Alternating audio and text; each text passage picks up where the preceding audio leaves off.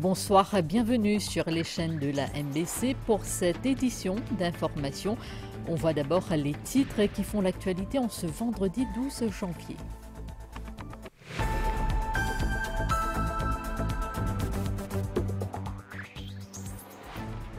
Le Thaipusam Kavadi sera célébré le 25 janvier. Pour s'assurer que les prières aient lieu dans les meilleures conditions, le Premier ministre Pravin Kumar Jugnauth a visité le Arulmigu Sokalingam Meenakshi Amman Tirukkovil cet après-midi.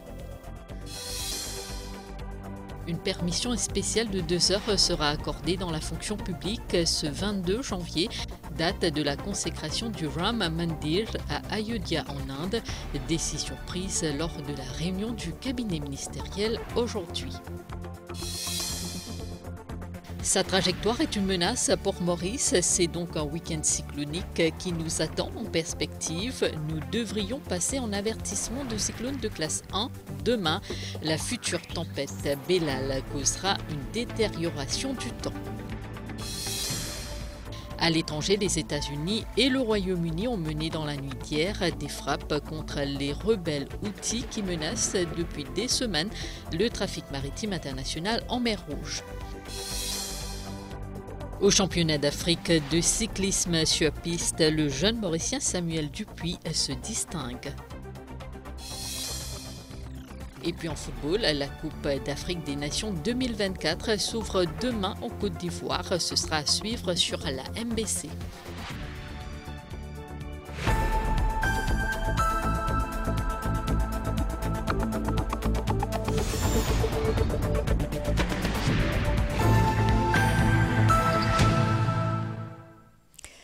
Avant de développer ces titres, on vous emmène ce soir dans l'enceinte du Ram Mandir à Ayodhya.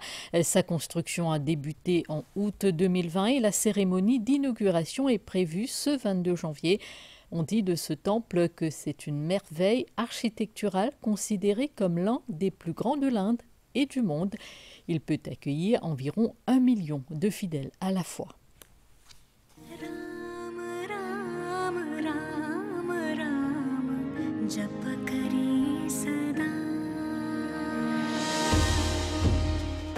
S'étendant sur 54 700 pieds carrés, le complexe du temple de Ram couvre près de 2,7 hectares de terrain.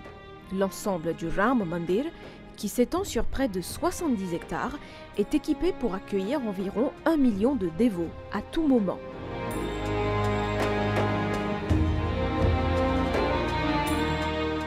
La structure principale du temple est érigée sur une plateforme surélevée et comporte 3 étages. L'architecture du Ram Mandir est le reflet de la grandeur du dieu Ram, d'une conception complexe et d'un symbolisme spirituel profond. Le temple est conçu dans le style architectural du temple Nagara, situé dans le nord de l'Inde.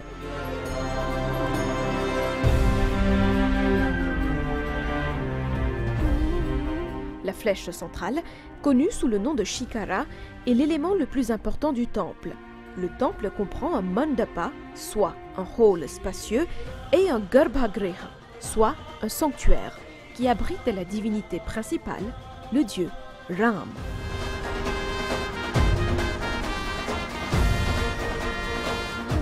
Le temple est orné de sculptures finement détaillées représentant des scènes du Ramayana, des dieux et des déesses hindous et divers motifs ayant une signification religieuse.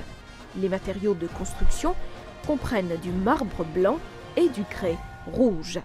La combinaison de ces matériaux améliore l'attrait esthétique du temple. Quant aux portes d'entrée et au gopuram, soit des portes avec des tours, elles sont minutieusement conçues et ajoutent à la grandeur visuelle du complexe du temple. Les travaux de construction ont été réalisés avec 600 000 pieds cubes de grès provenant de la montagne du village de Bansi Paharpur au Rajasthan. Le fer n'a pas été utilisé dans la construction du temple et la fusion des blocs de pierre a nécessité 10 000 plaques de cuivre.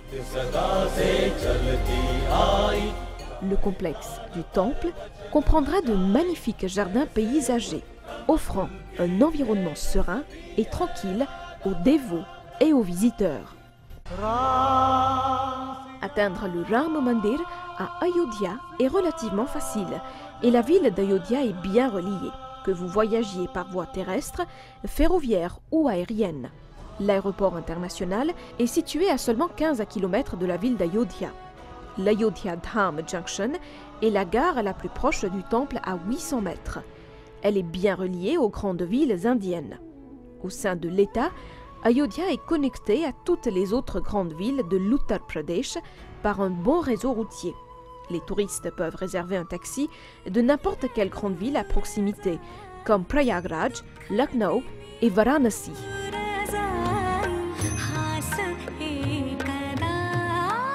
Selon les traditions hindoues, Sri Ram est celui qui apporte la paix, le bonheur et l'intelligence dans la vie des dévots.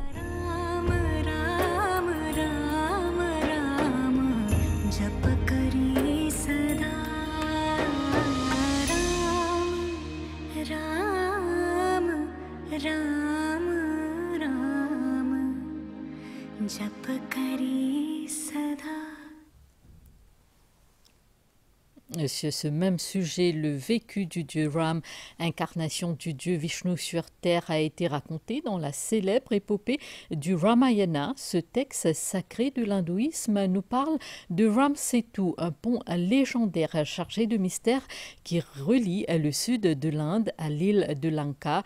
Entre mythe et réalité, ce pont antique est au cœur de nombreuses discussions. Reportage. Shri Ramachandra Krupalu Bhaja Man Haran Bhava Bhayadarunam Nava Kanja Lochana Kanja Mukha Kara Kanja Pada Kanjarunam. L'épopée du Ramayana est une source d'inspiration intarissable pour l'humanité. Avant le retour triomphal du dieu Ram dans sa ville natale d'Ayodhya, celui-ci, accompagné de son armée de singes divins appelés Vanar, a traversé l'océan pour sauver son épouse Sita, captive du roi de Lanka, le maléfique Ravan. Un pont remarquable, connu sous le nom de Ram Setu, aurait été construit par les architectes talentueux Nal et Nil de son armée de Vanar. Ils ont conçu ce pont flottant s'étendant de Dhanushkodi en Inde à l'île de Lanka. Selon le Ramayana, cette prouesse architecturale a été érigée en seulement 5 jours, sous la supervision de Nal. Le pont, d'une longueur estimée à 1280 km et d'une largeur de 128 km, est un témoignage de l'ingéniosité et de la détermination de l'armée de Ram. L'emplacement stratégique de ce pont aurait été indiqué par Sri Ram lui-même à Rameshwaram, d'où Lanka était aisément accessible. Situé sur la côte de Rameshwaram, Dhanushkodi, signifiant arc, est un site emblématique. Ce lieu a été ainsi baptisé car, vu de cette pointe de l'Inde, le pont prend la forme d'un arc tendu. C'est en 1993 que des images satellites révélant une formation terrestre de 48 km dans l'océan entre Dhanushkodi et la côte nord-ouest du Sri Lanka ont commencé à circuler à travers des sites internet. Selon les géologues, cette formation composée de roches de 7000 ans reposerait sur un lit de sable vieux de 4000 ans. Cette différence d'âge suggère fortement une intervention humaine dans la formation de ce pont. Enfin, après la victoire sur Ravan et la fin de ses 14 ans d'années d'exil, Sri Ram est retourné à Ayodhya en traversant ce même pont. Ce retour est célébré avec ferveur à Ayodhya, où chaque année, lors de la fête de Diwali, la population commémore le retour de Sri Ram, marquant ainsi la fin de son périple héroïque et le début du règne de Ram, le Ram Raj. Un véritable exemple de droiture, de moralité et de prospérité pour le monde.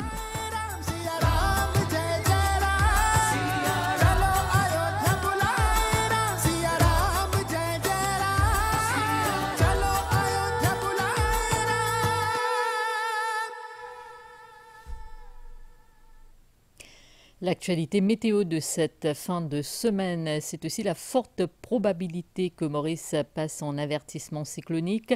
Les services météo suivent de près l'évolution de la future tempête Belal.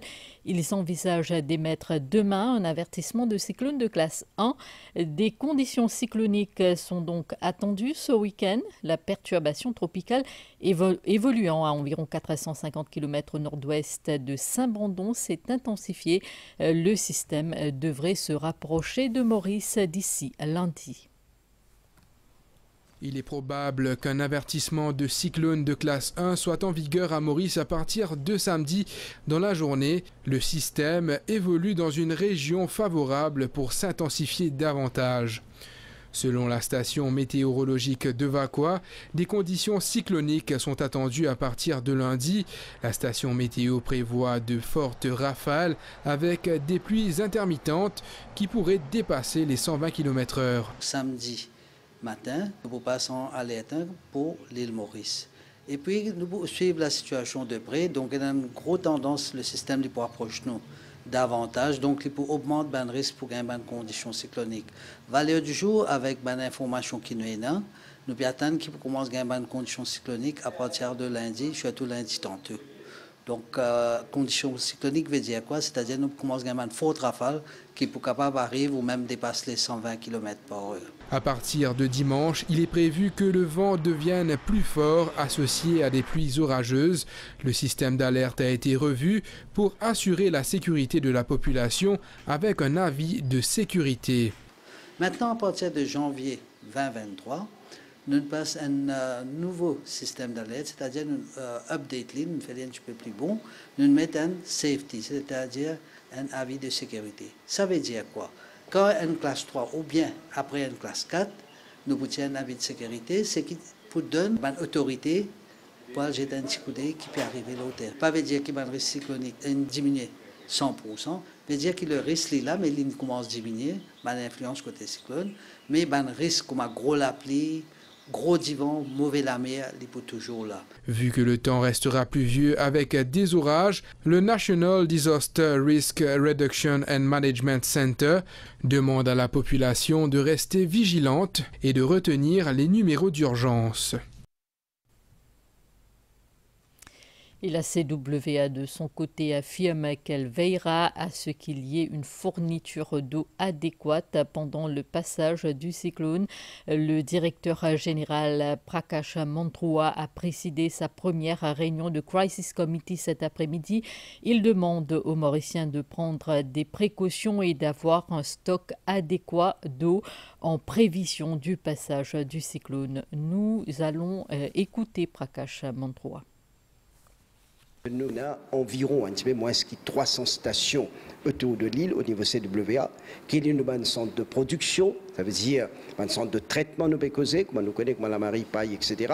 Mais aussi nous avons une série de containerize, pressure filters à travers l'île, mais nous avons aussi les autres centres de borol, etc. Nous avons un réservoir, service réservoir, les clairs qui si nous gagnons la pluie au-delà de 60, 75, 100 mm dans certaines régions, naturellement, des lots qui pourraient être dans nos réservoirs, mais aussi dans la rivière et dans le bassin côté extra de pressure filteuse, donc il y a une boueuse, probablement avec un taux de turbidité assez conséquent dans cette étape-là. Bien sûr, certaines de nos installations, c'est un dispositif dedans qui naturellement arrête de travail. Donc c'est dans ce contexte-là qu'on peut faire un appel à la population, donc de veiller à ce qu'ils préservent un minimum de 3 jours de l'eau durant, bien sûr, le cyclone, mais aussi après. Donc, nous avons l'équipe pour intervenir jusqu'à classe 3, mais tout de suite après levé de classe 4, nous pouvons intervenir, nous pouvons rétablir le plus vite possible. La suite de ce journal après cette page de pub. Hyundai Happy New Deals. Profitez des Happy New Deals sur toute la gamme SUV de Hyundai. Venue Creta, Tucson, Kona hybride et électrique. Le SUV de vos rêves. Garantie 7 ans à partir de 849 000 €. C'est maintenant ou jamais. Hyundai Happy New Deals. Vous n'êtes pas n'importe où. Vous êtes chez Hyundai.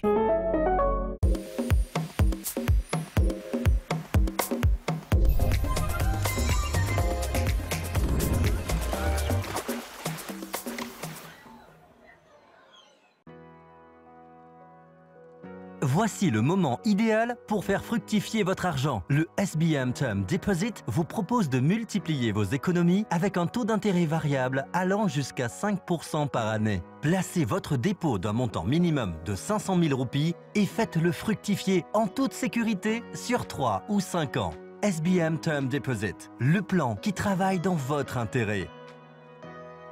La SBM opère sous licence de la BOM.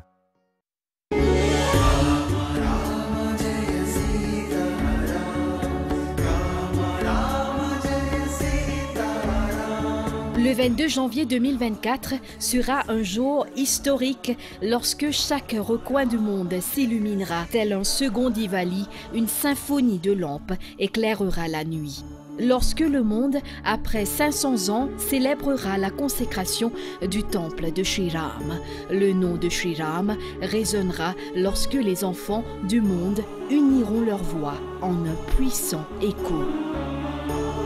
Jai Siaram, Jai Jai Siaram, préparez-vous à vivre cet événement historique sur la MBC.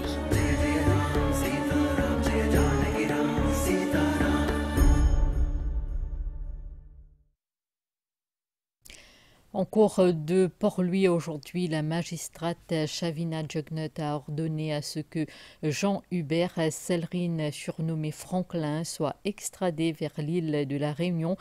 Pour rappel, le 31 mars 2023, les autorités françaises avaient déposé une demande d'extradition par le biais du bureau de l'Attorney General.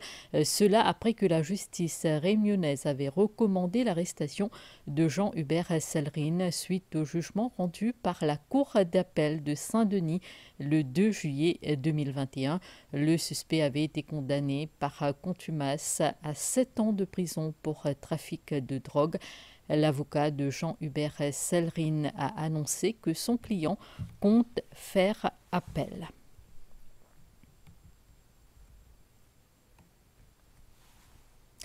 200 unités de logement sont en construction à Richter. Ce projet du New Social Living Development fait partie des 8000 logements prévus par le ministère des Terres et du Logement.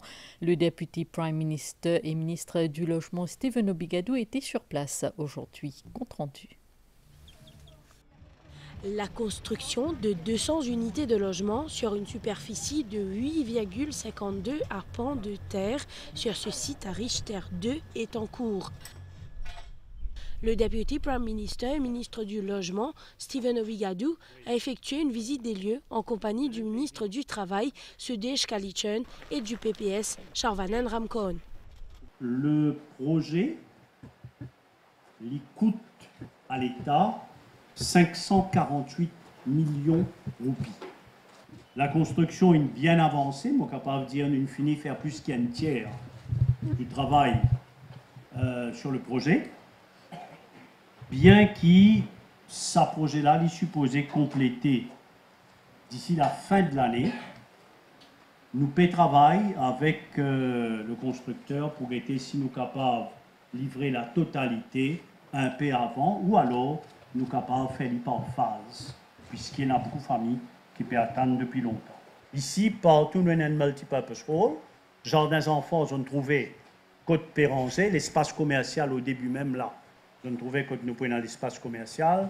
Ensuite, c'est qu'ils n'ont dit pas visible, mais qu'ils prévoient terrain pétanque, l'espace vert, réserve la terre pour ban, facilités sportives qui pouvaient venir plus tard, et le gouvernement a opté pour l'éclairage solaire. Alors, tout nous bansi. Chaque logement coûte 2,7 millions de roupies et sera alloué aux demandeurs dont le revenu mensuel ne dépasse pas 30 000 roupies. Au total, 8 000 maisons seront construites sous le NSLD sur 38 sites à travers l'île.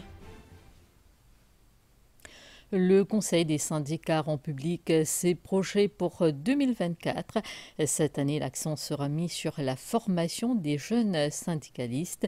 Ses membres, dont son président Deepak Benidin, ont rencontré la presse ce matin à Port-Louis.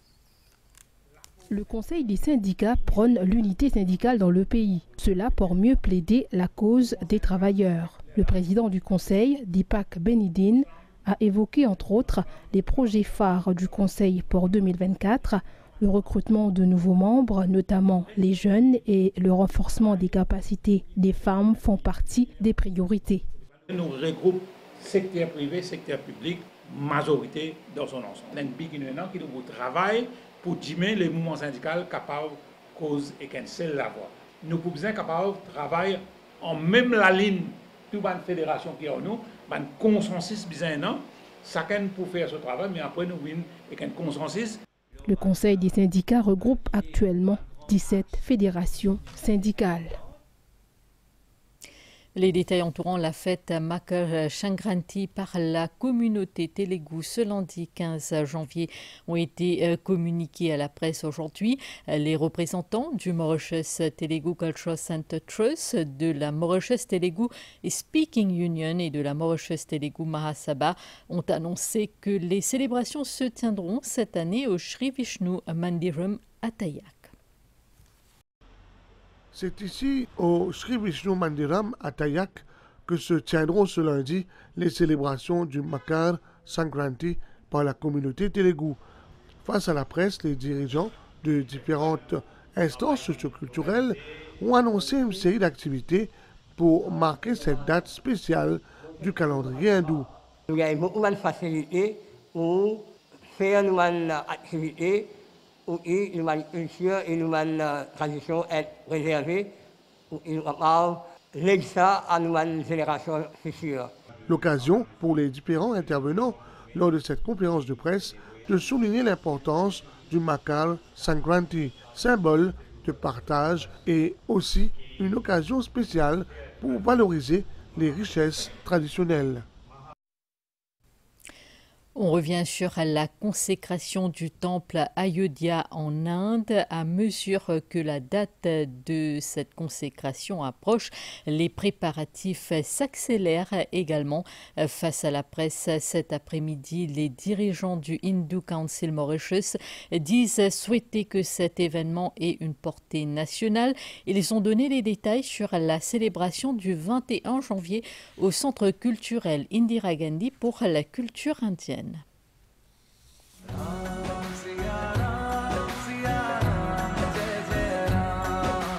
À l'approche de la consécration du Ram Mandir, l'engouement de la population mauricienne pour cet événement historique augmente au fil des jours.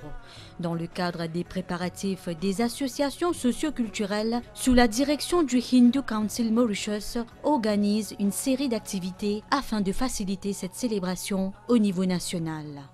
Ce sont notamment la Mauritius Sanatan Dharma Temples Federation, la Mauritius Tamil Temples Federation, la Mauritius Telugu Mahasabha, la Mauritius Marathi Mandali Federation, l'Arya Sabha, la Mauritius Arya Ravivet Pracharini Sabha, la Hindu House, l'ISKCON, la United Vaishya Power, la Naya Hindu Sangam, la Galot Rajput Mahasabha, le Rashtriya Sanatan Dharma Mandir Sangathan, la Gujarati Cultural Society, le Human Service Trust, Gopyo Mauritius et la Hindu Business Chamber of Commerce, Industry and Professionals. Lord Ram est bien connu à travers le monde, pas seulement dans l'Inde, pas seulement à Maurice, mais même en Indonésie, même dans Thaïlande, dans le pays de l'Europe. Partout dans le monde entier, les vénérés, les connus, tout le monde connaît. C'est pour ça que dans ce contexte-là, Maurice aussi participe dans ce grand événement-là. Pour la première fois, cette année-là, nous avons deux Diwali. Premier Diwali qui nous peut faire le 22 janvier 2024 et deuxième, c'est le 31 octobre 2024. Nous donnons tout le monde une invitation pour ce programme qui nous peut faire le 21 janvier 2024 à partir de 17h à IDCIC Phoenix. Pour lundi, le 22, nous prenons Shiva Abhishek. Après ça, nous prenons Ramayan Chanting. Nous pouvons mettre un grand écran à la municipalité de Port-Louis. Tout le monde est capable de suivre le live télécast pour la cérémonie Pran Pratishtha depuis l'Inde. Après ce live télécast là, nous prenons une procession qui sortit depuis la municipalité de Port-Louis. Nous pouvons vers Jardin Compagnie.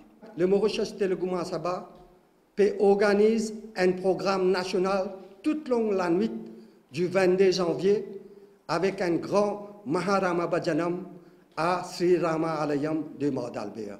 Donc, moi saisis l'occasion, pas seulement la communauté Telugu ou hindoue de l'île Maurice, tout humain bien capable de joindre ensemble pour célébrer ce grand moment-là, pour que le monde puisse réagir dans la paix et l'harmonie.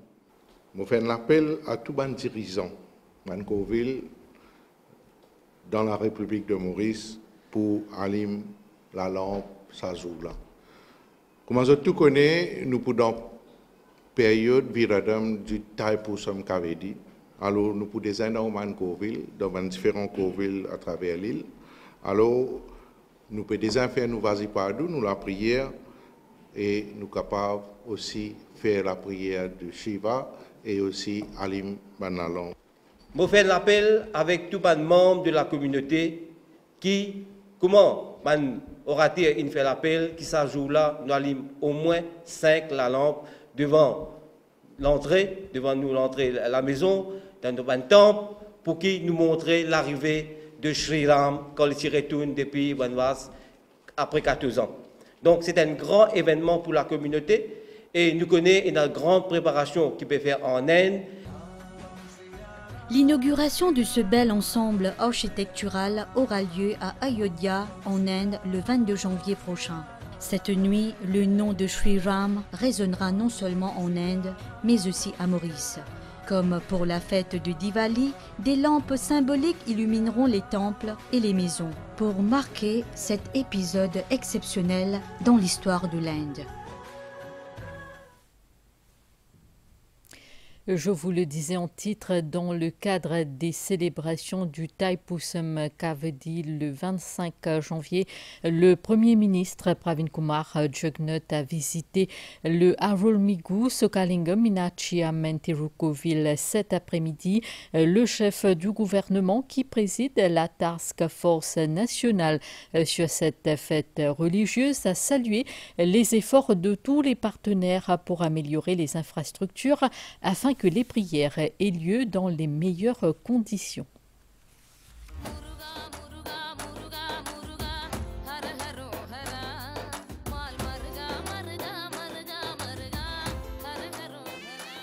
Les fidèles du dieu Muruga vont solliciter sa bénédiction encore une fois. Ferveur et dévotion à l'occasion de la fête du Taipusam Kavadi qui sera célébrée le 25 janvier. L'Arulmigu Sokalingam Meenakshi Amman Tirukhovil, situé à Port-Louis, va accueillir des milliers de dévots dans le cadre des prières. Chaque année, les efforts se multiplient pour améliorer les infrastructures telles que les drains. Le Premier ministre a visité les lieux ce vendredi. Chaque année, nous apportons une bonne amélioration, partout, en général. Et ici, on peut faire une visite avec tous mes collègues et tous mes officiers de différents ministères et départements, parce que nous, évidemment, nous célébrons au niveau national à un endroit. Et dans plusieurs travaux qui nous sommes d'accord, qui nous pouvons faire, enclencher. Et certains poils finissent par avant même Kavadi, avec les dirigeants, nous sommes bien contents que sa collaboration-là peut continuer. Et nous avons prié bon Dieu qu'il nous gagne aussi bon les temps, parce que là, nous menaçons d'un cyclone déjà. Les différents partenaires se disent satisfaits des travaux accomplis pour assurer le bon déroulement de cette fête.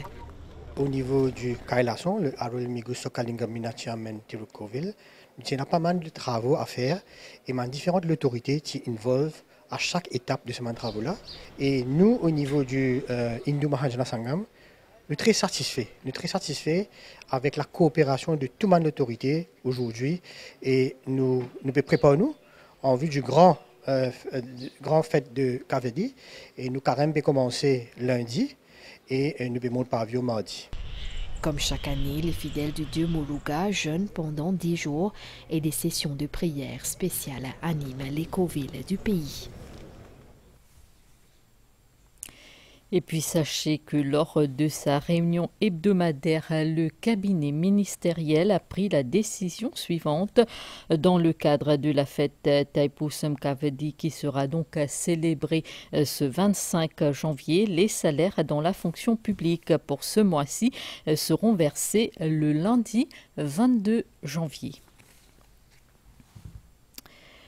Vous l'avez entendu, le lundi 22 janvier, ce sera le jour de la consécration du Ram Mandir à Ayodhya en Inde. Une one-off special 2-hour leave sera accordée dans la fonction publique de la République de Maurice. Une permission est spéciale de 2 heures à partir de 14 heures ce jour-là afin de permettre la participation à des prières. Cette décision a été prise lors de la réunion aujourd'hui du cabinet ministériel présidé par le Premier ministre Pravin Kumar Jugnauth. Les détails avec le ministre du Service public Anjeev Ramdhani. Comme nous connaissons, nous avons l'inauguration Ram Mandir de Ram Janmabhoomi Ayodhya de l'Inde. Nous avons un événement spécial quand nous Ram, dans la mythologie indienne, il retourne à Ayodhya Ram Janmabhoomi. Là-bas, l'Inde a construit un mandir qui est un mandir plus de 500 ans. Là, nous, le gouvernement et les premiers ministres, ils décident pour amener un one-off special 2-hour leave qui le 22 janvier vers 24 et il peut commencer à partir des heures. Ça veut dire à partir des heures, nous, les fonctionnaires, les frères et sœurs hindous, pour capables de faire la prière et célébrer Diwali la case. En même temps, le ministère il décide pour capable projeter l'inauguration le matin à travers MBC qui pour des gens pour Buenali, mais nous aussi dans le ministère pour projeter l'inauguration et en même temps il n'est pas possible dans le ministère de la fonction publique, il peut propager dans tout le ministère pour capable get ça live. Suite à un article de presse faisant une fausse allégation concernant l'achat de produits pétroliers, la ministre du Commerce Doreen Chokori affirme que ces propos peuvent avoir de graves conséquences auprès des fournisseurs actuels. Elle a déclaré que le contrat avec la State Trading Corporation a été respecté à la lettre. Nous l'écoutons. Je tenir à rassurer la population haut et fort qui n'a aucun problème concernant approvisionnement Maurice en produits pétroliers. Les bons connaissent qui, depuis que STC fin allouer le contrat, nous fin recevoir 9 cargaisons de Mercantile and Maritime Investment. Et dernière cargaison fin arrive pour lui le 5 janvier 2024. Et prochaine cargaison attendue le 25 janvier prochain, c'est-à-dire dans 2 semaines. Je tenir à rassurer la population qui approvisionnement white oil peut faire selon les termes, les conditions du contrat. Encore une fois, les malheureux qui nous peuvent trouver la démagogie de certains qui peuvent semer le doute dans la tête de la population. Mais moi, en tant que ministre du Commerce, je peux rassurer que l'approvisionnement peut faire comment fin décider dans le contrat. Doreen Chokori a également commenté les prix élevés des oignons pratiqués par certains commerçants. Elle rappelle que le prix ne devrait pas dépasser 25 roupies le demi-kilo. Les employés du ministère ont fait des descentes dans plusieurs régions. Une trentaine de contraventions ont été émises. Voici un extrait de sa déclaration. Je tenir à rappeler à la population que le prix des oignons est fixé à 25 roupies la livre, partout.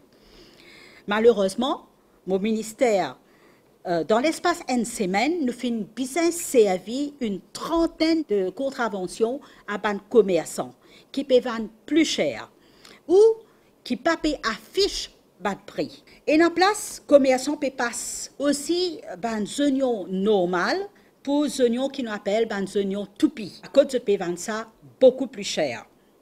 Et je rappelle que le prix des oignons toupies n'est pas fixé. Je demande à la population d'être vigilant comme d'habitude et rapporte tout cas d'abus à mon ministère.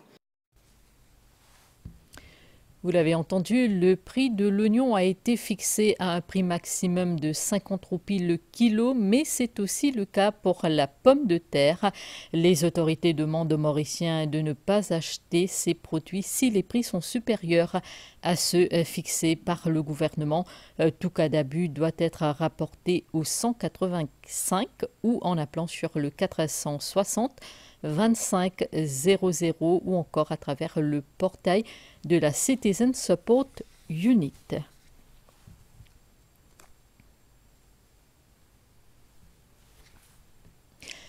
À travers un communiqué, la Juma Mosque informe les Mauriciens de foi musulmane que le croissant de lune a été aperçu dans la soirée de ce vendredi 12 janvier.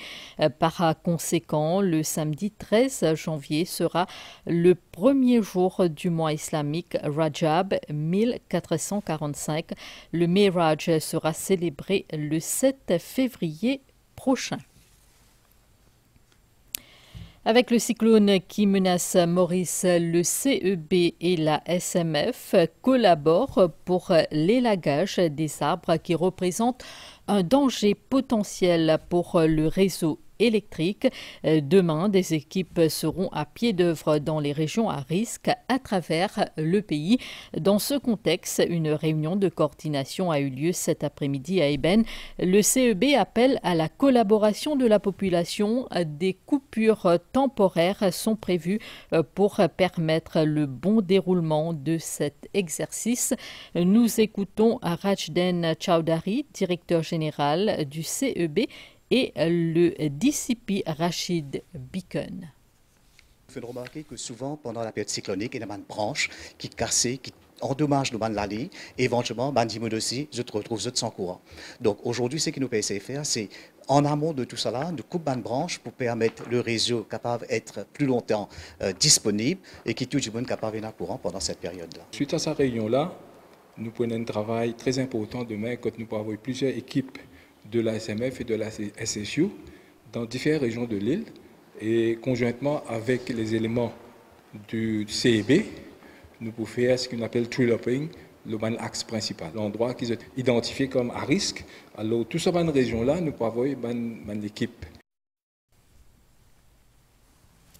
L'actualité internationale après cette page de pub.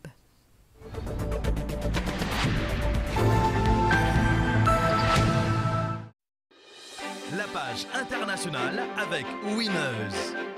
On est tous winners. En ce moment, Winners peut faire sur l'opération petit prix. Profitez des prix imbattables sur une large variété de produits pour la rentrée et toujours à petit prix. Le kilo de lait entier en poudre Winners à 234 roupies 95. Le litre de Sun Gold Nectar Juice à 59 roupies 50. 300 grammes de Fish Cakes Dodo à 109 roupies 95 et recevez 10 points Wiv. Bonne rentrée avec Winners. On est tous winners.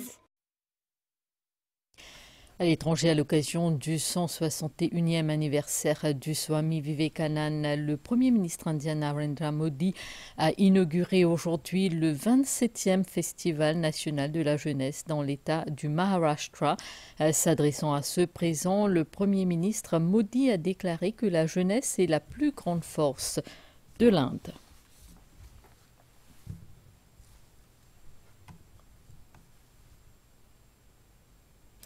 La riposte était attendue dans la nuit d'hier. Les États-Unis et le Royaume-Uni ont mené 73 frappes aériennes sur les rebelles Houthis au Yémen. Cela en réponse aux attaques répétées des rebelles yéménites contre des navires commerciaux en mer Rouge. Les attaques ont été menées avec le soutien de l'Australie, du Bahreïn, du Canada et des Pays-Bas.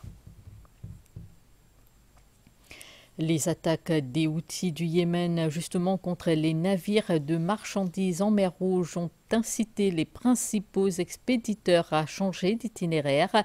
Résultat, le trafic maritime sur cette route a diminué de 30% entre le 1er et le 11 janvier par rapport à l'année précédente.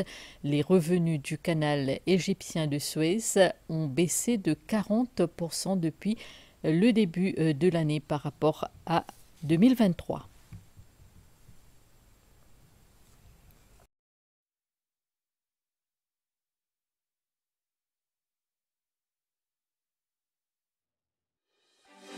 C'était la page internationale avec Winners. On est tous winners.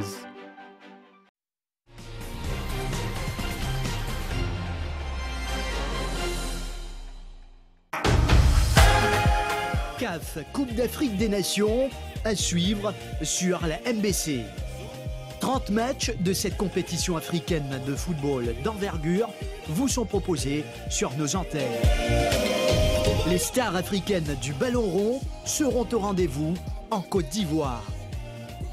Vivez des moments intenses d'émotion avec la CAF du 13 janvier au 11 février prochain. Coupe d'Afrique des Nations sur la MBC.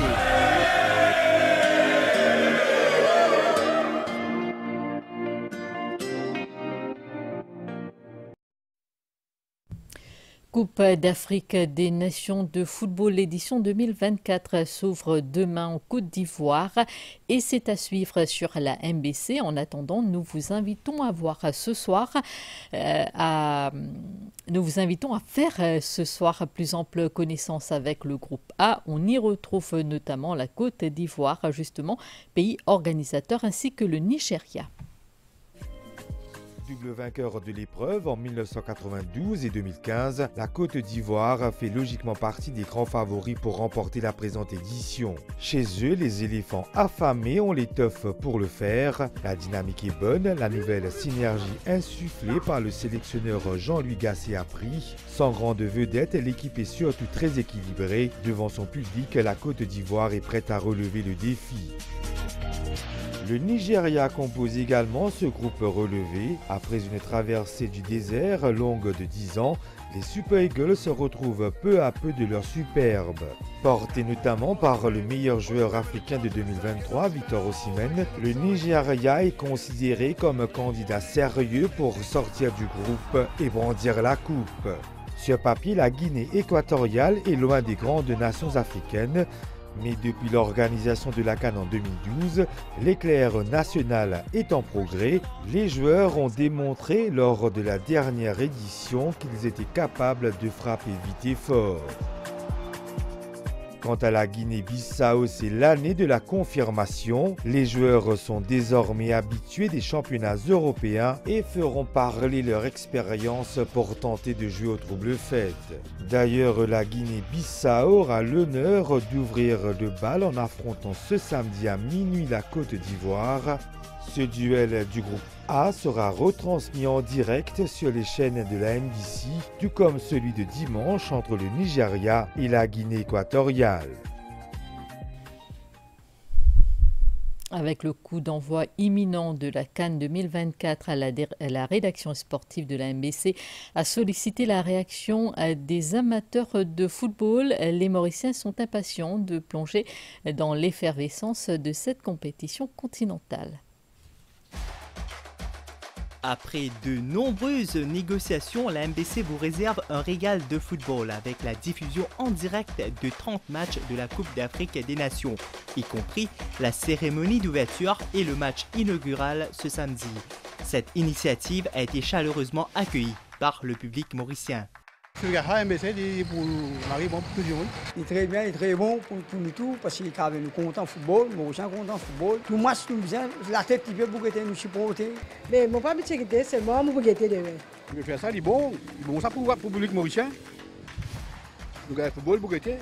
Bien content MBC puis de un match en direct. Il y a une bonne occasion pour se tout réunir, qu'avec camarades, qu'avec famille, qu'avec l'équipe qui nous travaille, avec collègues. Il y a un moment pour nous réunir, pour nous get ça ensemble. Pareil comme une ville Coupe du Monde, nous pouvons vivre ça, c'est pareil. Mohamed Salah, Sadio Mané, André Onana, ces noms de joueurs seront au centre de toutes les attentions lors de la Coupe d'Afrique des Nations 2024.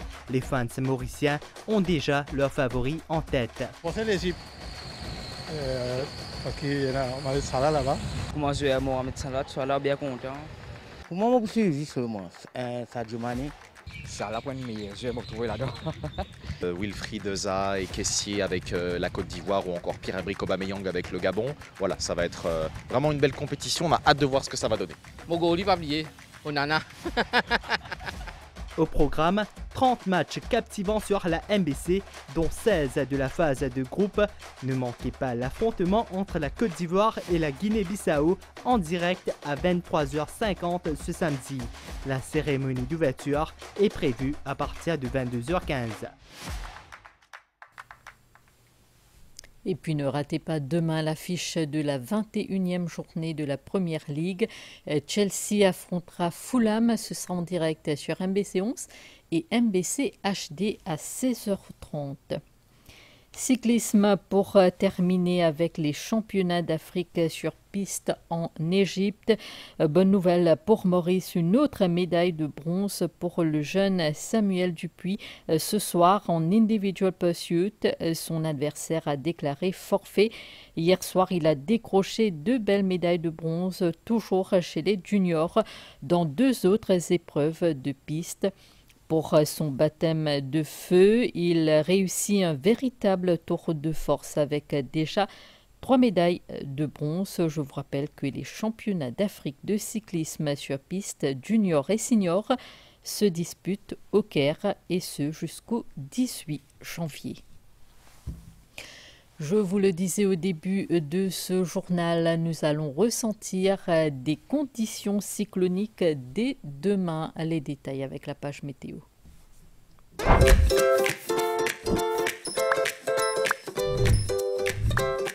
Nestlé, good food, good life.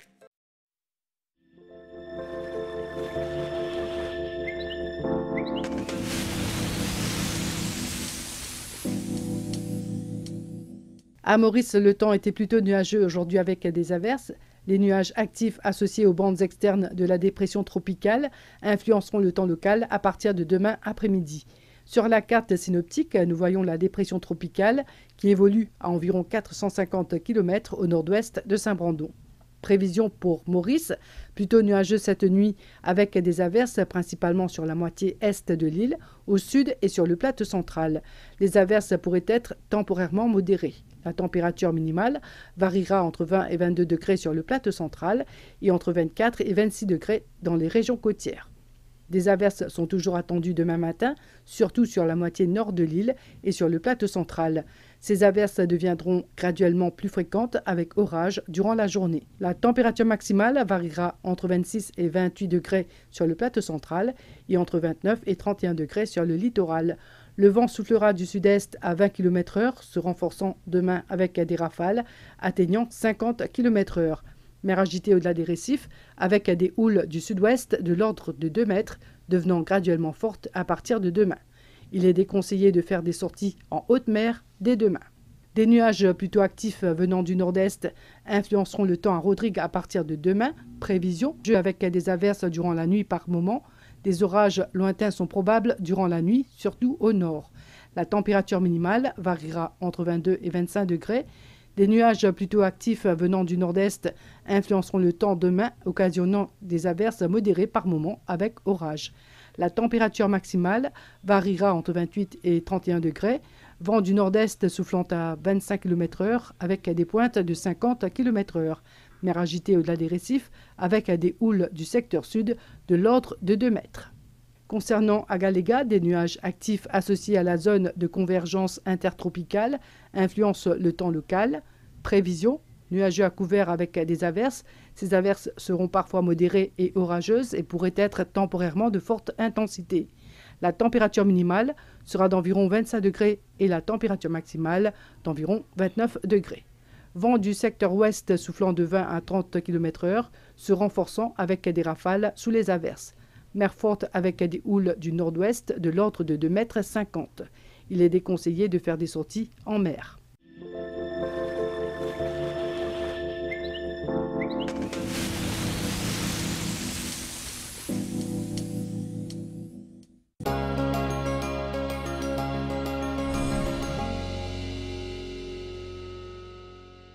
Dans l'après-midi de ce vendredi 12 janvier 2024, la qualité de l'air a été bonne sur le littoral à Grand-Bay et également à Port-Louis, la Tourquénique, Rose-Île, Quatre-Bornes et Plaine-Champagne. Notons aussi qu'à Vacois, la qualité de l'air a été relativement bonne. Les données récentes sur la qualité de l'air sont disponibles sur le site airquality.govmu.org.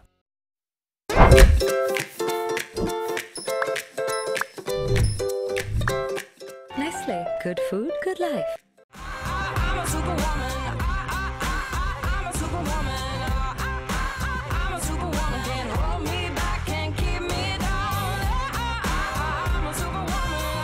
Avec Nestlé Nestum Super, j'alimente mon corps.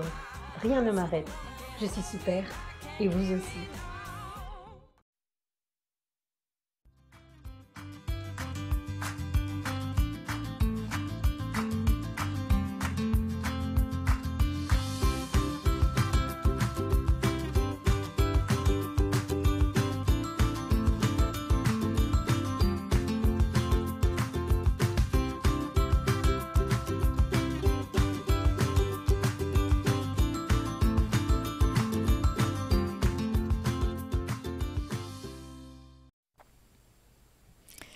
Avant de clore ce journal, je vous rappelle que Maurice devrait passer en alerte cyclonique demain. Restez à l'écoute de la MBC pour suivre l'évolution de la future tempête Belal. Je vous souhaite de passer un bon week-end malgré le mauvais temps.